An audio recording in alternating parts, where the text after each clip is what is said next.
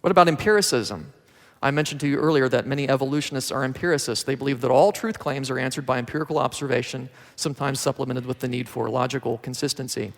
Now, I believe in empirical methods. I believe that some truth claims are answered empirically. I believe in the methods of science, but not all truth claims are answered empirically. You couldn't answer the question of life after death empirically. I take that on the authority of Scripture that there's life after death. But the empiricist says, oh no, if you can't see it, touch it, taste it, smell it, whatever, it's not real. It's not truth. And so you must eventually ask the empiricist, how do you know the statement itself is true?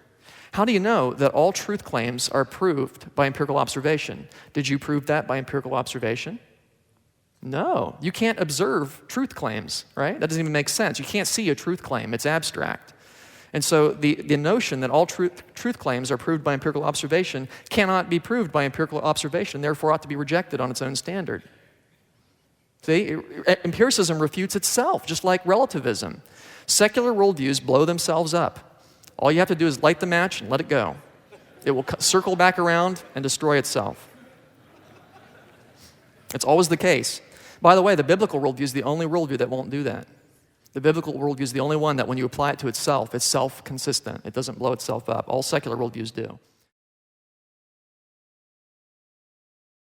So at first it may seem like we're on our own little island over there on biblical presuppositions, and my secular friend is over on his own little island over there, secular presuppositions. At first it may seem like we have no common ground.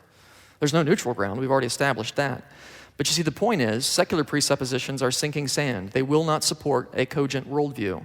Only the Bible can do that. Only the Bible is the rock upon which we all must stand. And so when that sand dissolves away, the unbeliever is left standing on nothing. Well, Dr. Lisle, are you saying that all non-Christian worldviews are irrational? Yes. All non-Christian worldviews are ultimately irrational. Now, they may have pockets of rationality within them. Nobody is, there might be some people that are just totally insane, but for the most part, people have degrees of rationality. But ultimately, they can't support their own notions, you see. And so what is this unbeliever going to do? He can't stand on his own worldview, so he's going to do this. Unbelievers will stand on Christian presuppositions when it suits them, because they have to. They couldn't get anywhere without these Christian presuppositions like laws of logic.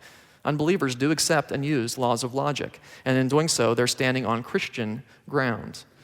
And they're able to do this, by the way, because they do know in their heart of hearts the biblical God. God has hardwired into all of us knowledge of His law, His moral law, laws of logic, and so on and so forth. And we're able to do that. We're able to reason because God has planted that within us. But the point is, the unbeliever is standing on Christian ground and then denying Christianity. He's in self-denial. And when we point this out to him, when we point out he's in self-denial, his first response will be to deny that he's in self-denial. He'll say, oh no, laws of logic are not a Christian presupposition. They are secular or maybe neutral. He says, after all, I believe in laws of logic, and I don't even believe in the Bible. But of course, that's not a good argument. I'm pointing out that if the Bible were not true, there'd be no basis for laws of logic. So what we want to do is point out his inconsistency. We want to point out that he is standing on Christian ground. He's standing on God's ground. He either needs to get saved or stop trespassing.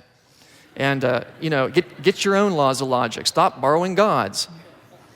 And we pray he'll be saved, but that's between him and God. We're just going to point out the inconsistency. And I want to give you another example to illustrate this. A debate over biblical creation is a lot like a debate on the existence of air. Can you imagine two people arguing whether or not air exists? What would the critic of air say? Can you imagine this person making this eloquent argument that air does not exist, all the while breathing air and expecting that we can hear his arguments as they're transmitted through the air? That'd be kind of strange, wouldn't it? You see, the critic of air must use air in order to make a case against air. The fact that he's able to argue at all proves that he is wrong. Likewise, the critic of the Bible must use biblical presuppositions in order to argue against the Bible. The fact that he's able to make an argument at all proves that he's wrong.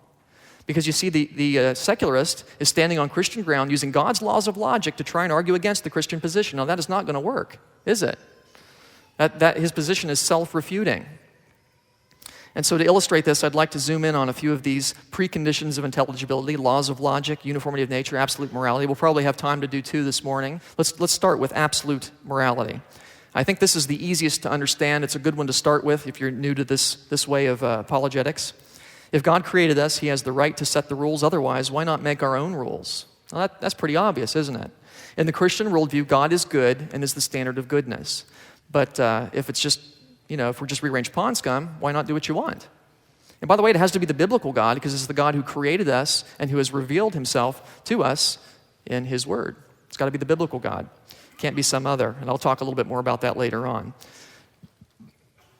If Adam is in your past, if God made you, who owns you? God does. Who has the right to make the rules?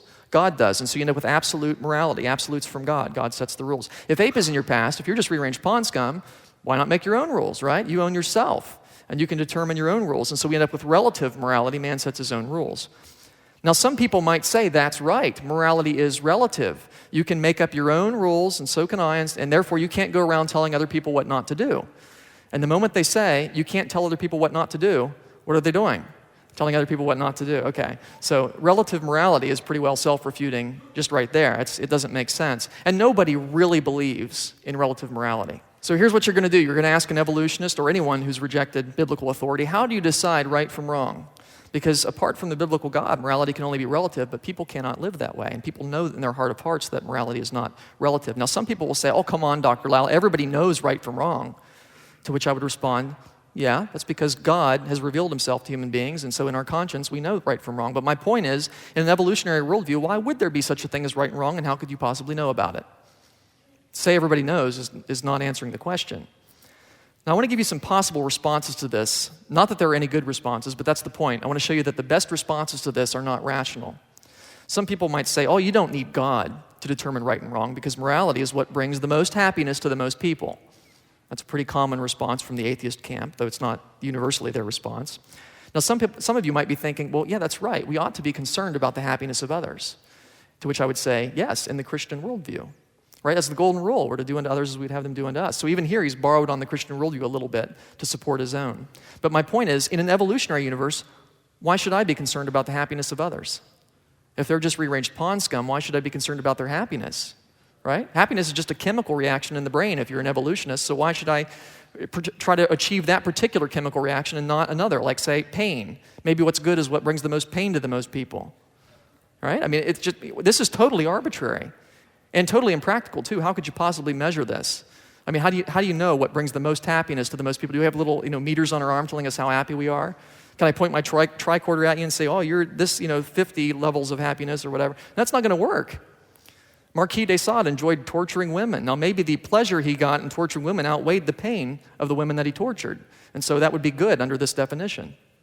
And so you say, well, yeah, that's not going to work. That's not a tenable position. Well, the moral code is simply electrical impulses in the brain.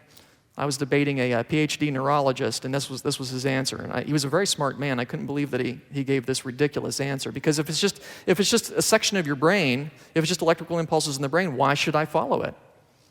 Right? I have other impulses in my brain too. I don't follow all of my impulses, and that's probably a good thing, right?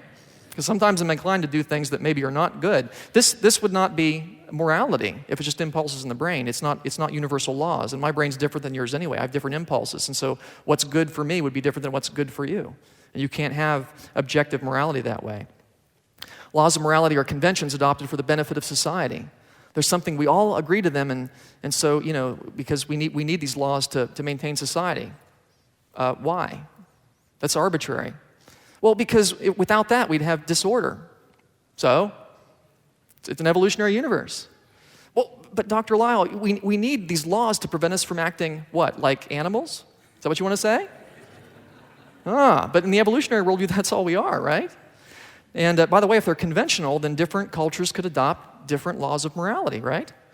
And so you could have different moral codes in different cultures. Now, there have been cultures, in a sense, that have tried this. Hitler thought that it would benefit his society to kill Jews, but I don't think that any of us would say that that is really good. You couldn't say that society is evil if this was the definition of morality, because every society would have its different moral code.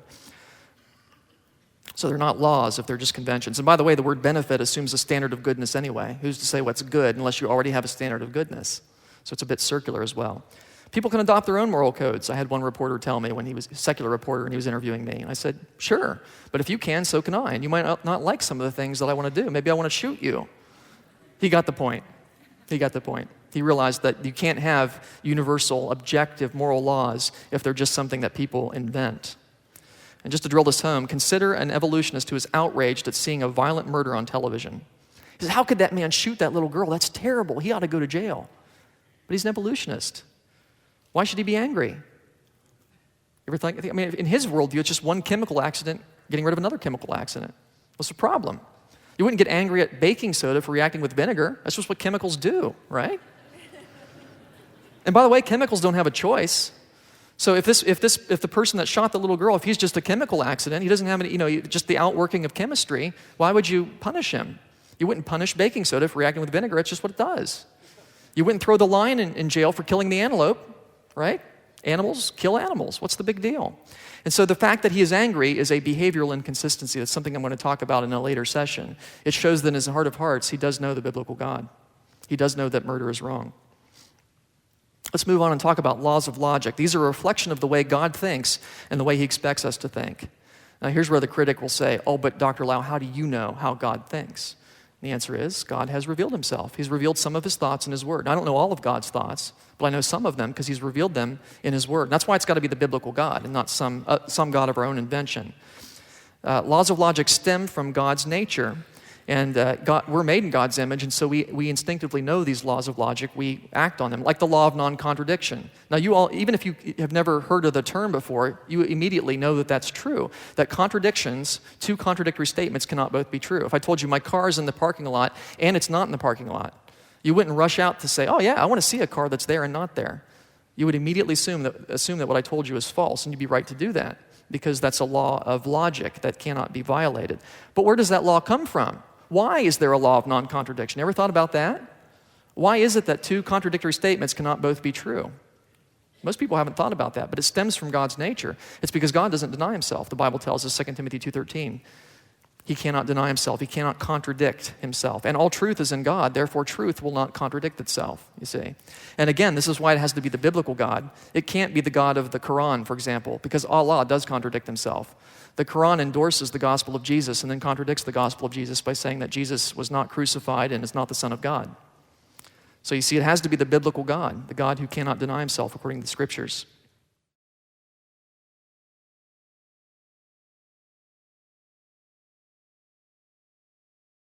What are laws of logic anyway? Ever thought about that? A little bit abstract, isn't it? Can you touch a law of logic? Can you accidentally swallow one? No, because they're immaterial. They're not made up of atoms. They don't have a location in space. You can't pull a law of logic out of the refrigerator.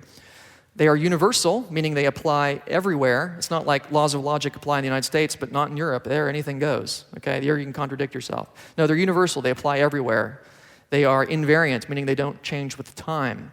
The laws of logic, it's not like they apply on Monday, but not on Fridays. They apply all the time. They're invariant, and they're abstract because they deal with concepts. So laws of logic are immaterial, universal, and invariant abstract entities which govern all possible conceptual relationships. They describe how concepts relate to each other.